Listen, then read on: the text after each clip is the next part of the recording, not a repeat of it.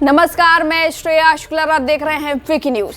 भारत के चांद मिशन यानी कि चंद्रयान 3 की चांद पर सफल लैंडिंग के बाद अब पूरे देश की नजर भारत के इकलौते सूरज मिशन यानी कि आदित्य L1 पर टिकी हुई है।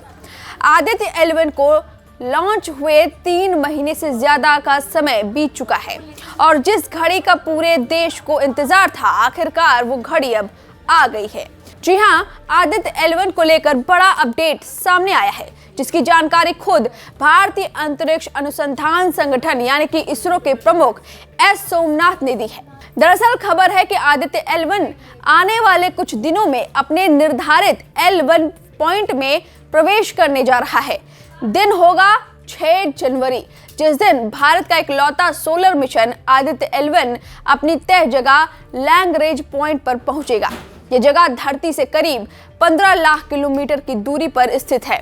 इसरो की इस बड़ी सफलता पर इसरो प्रमुख एस सोमनाथ ने कहा, Aditya L1 will enter L1 point, Lagrangian point on 6th. So that is what is expected. Exact time will be announced by appropriate time. 6th of, sir? 6th of January. Okay. 6th of January. When it reaches L1 point, we have to fire the engine once again, give some speed reduction so that it doesn't go further. So it will go to that point, and then once it reaches that point, it will rotate around the point. And once it is successfully placed in L1 point, it will work for next 5 years, gathering all this data, which is very, very important for, not for India alone, it's for the entire world. This data will be very useful to understand the dynamics of sun and how it affects our life.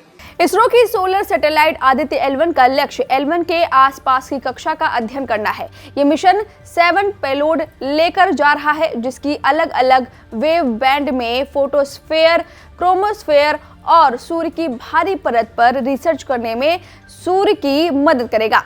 बता दें कि Aditya L1 सूर्य में होने वाली गतिविधियों की जानकारी केवल भारत को ही नहीं बल्कि पूरी दुनिया को देगा। ये डेटा सूर्य के डायनामिक्स को समझने में भी कारगर साबित होगा। हालांकि अब पूरी दुनिया में एक बार फिर भारत का डंका बजने वाला है, क्योंकि आदित्य L1 की सफलता के साथ ही भारत की सफलता एक बार फिर चारों ओर गूंजेगी और पहला देश बन गया है भारत। चांद के साउथर्न मोस्ट बिंदु पर पहुंचने वाला चंद्रयान 3 जो पहुंचा और पूरे विश्व में उसने इतिहास रच दिया। अब एक बार फिर आदित्य L1 वही इतिहास रचने वाला है और देश का नाम रोशन करने वाला है। अब इस जानकारी पर जो भी राय है हमें कमेंट करके जरूर बताएं। वीके न्यूज, राष्ट्र के नाम।